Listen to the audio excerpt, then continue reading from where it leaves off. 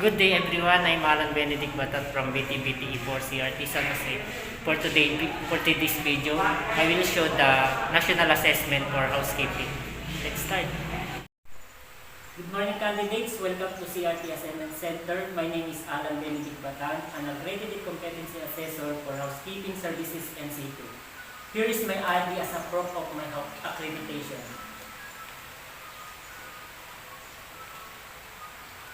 I would like to acknowledge the presence of Mr. Jason D. Montes, our Competency Assessment Center Manager, Ms. Christine Benito, our TESTA representative from TESTA Provincial Office. Good morning, ma'am, and good morning, sir. Candidates, don't worry about the presence.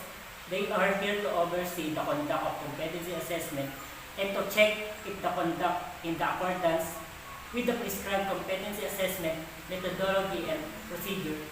They will not assess you. Before we start, I would like to check your attendance. Please sign in.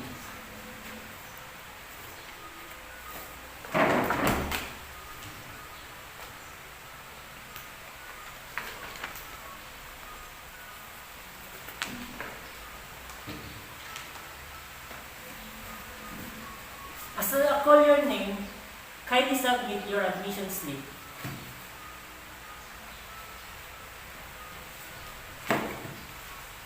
Miss Sigelin,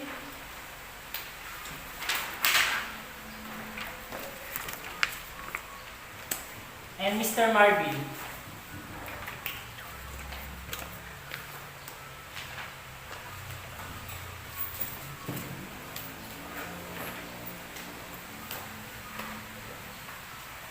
Mr. Marvin, I have noticed that your picture in the admission slip and your application form are different.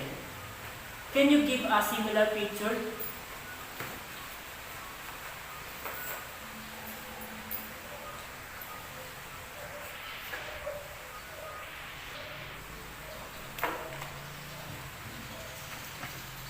Thank you.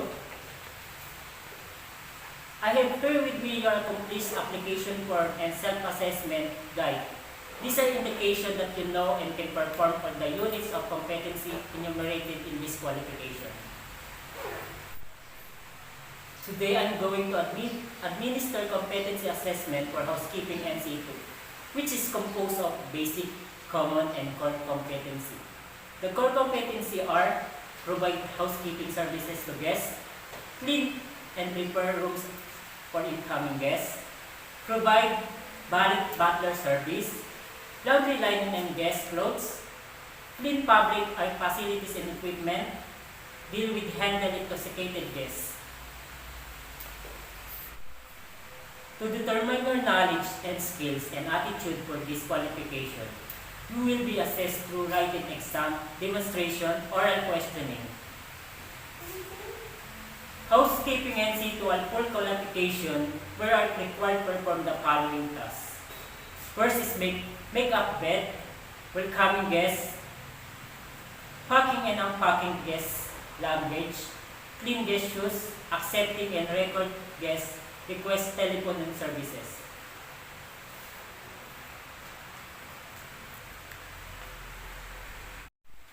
The result of assessment can be either you are competent or not yet competent.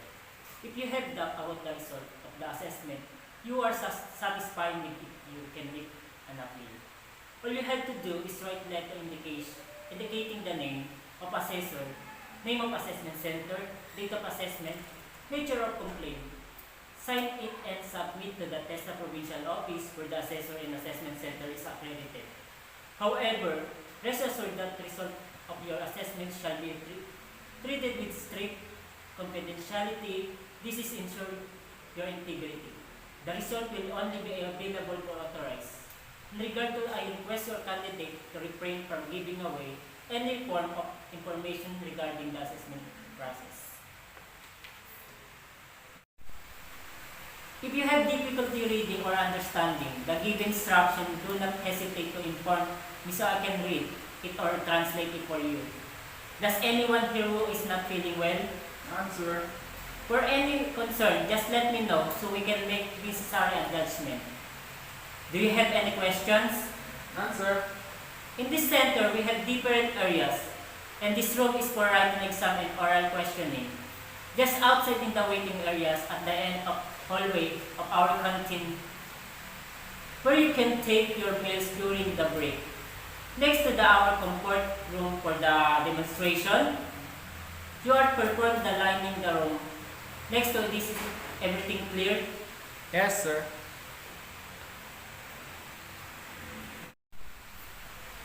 Once the assessment has started, please refrain the asking questions. It is no longer allowed. Same with your cell phones, you are not allowed to use it during the assessment. Just kindly put in your silent mode for perhaps turn off. Food is not allowed here in the assessment area. Eating is strictly prohibited. So any the other concerns? None, sir. If none, I will give you a short break. Please come back after 10 minutes. Okay, sir.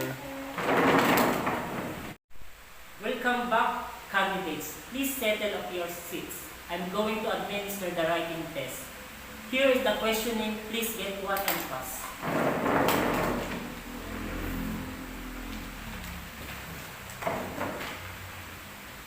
Please do not write anything on the questionnaire. Here is the answer sheet where you shall put your answer. Please read the instruction carefully. Everything clear? Yes, sir.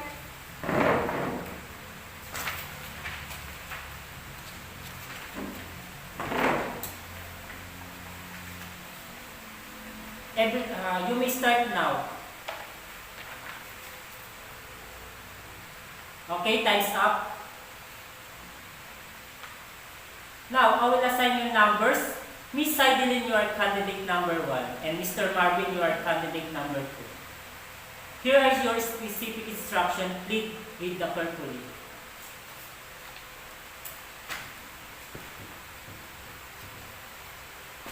Do you have any questions? None, sir.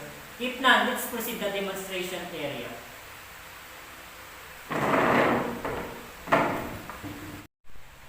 Candidate number 1, this is your workstation, and your candidate number 2, this is your workstation. All the tools materials are in your respective workstation. Any questions? None, sir. If none, you may start now.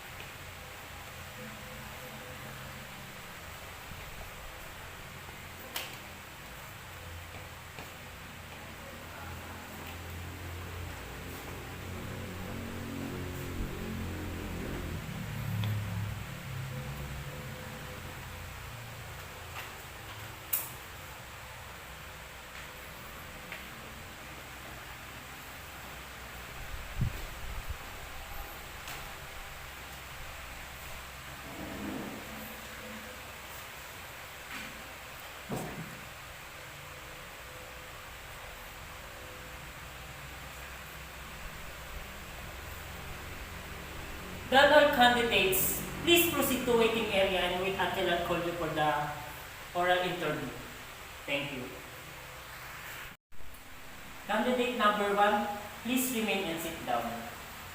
I will just ask you some questions. Give a task of laundry attendant.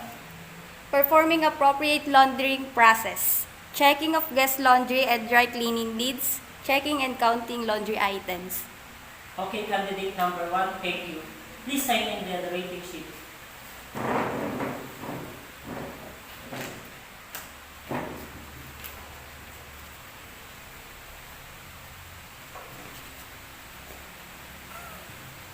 Thank you.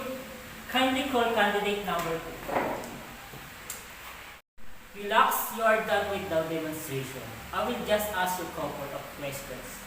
What will you do if the customer complaining with regards his her request? First, I will call for the manager, so he will be the one who will assist me. That's it. Okay, that's all for now. Please sign the rating sheet.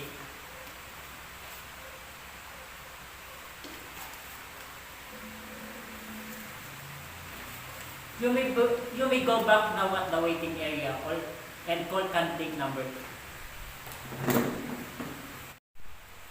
Candidate number 1, Miss Heidi Lin, you listen and obey the instruction carefully.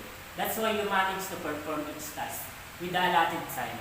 You were able to provide housekeeping services to guests, clean and prepare rooms for incoming guests, provide valet and butler service, laundry linen and guest clothes, clean public areas facility and equipment, deal with handle intoxicated guests, which I'm glad that you still managed before the given time. And I quit observed that you were nervous during the oral questionings. Nonetheless, you have achieved the required score in your writing exam. Because thus you have complied within the standard requirements of the qualifications, please sign the competency assessment result summary indicating that you have accepted the result of this assessment.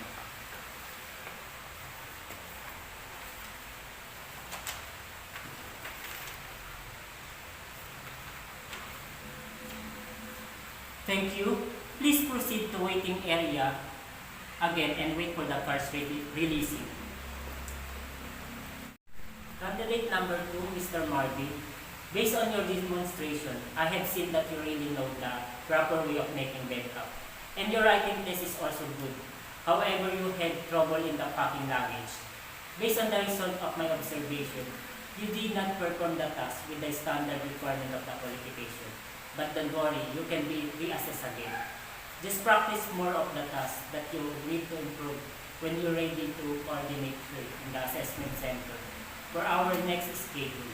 And don't worry, you will be, this is of the part of the activity that you did not complete successfully. Kindly sign in the competency assessment result summary indicating that you have accepted the result of this assessment.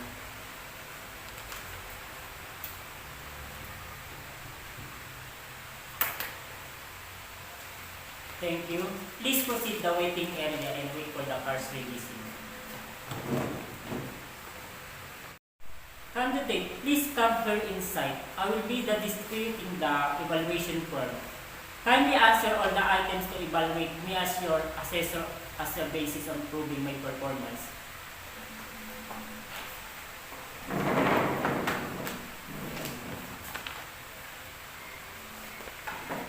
Done now. Kindly submit forward.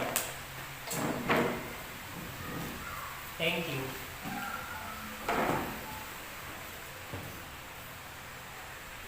Mr. Jason Montes, our CAC manager. Out of the 10 candidates, 9 is competent and 1 not yet competent. Here is the document of your filing and signature.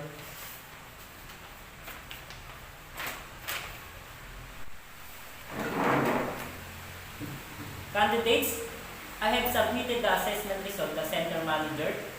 Your cards will be given to you later. For those who are competent, you may claim the national certificate at the TESDA provincial office after 5 working days. Bring with you your cards, passport size, picture, and white background, and colored shirt, and 50 pesos for the certification. Thank you and have a nice day.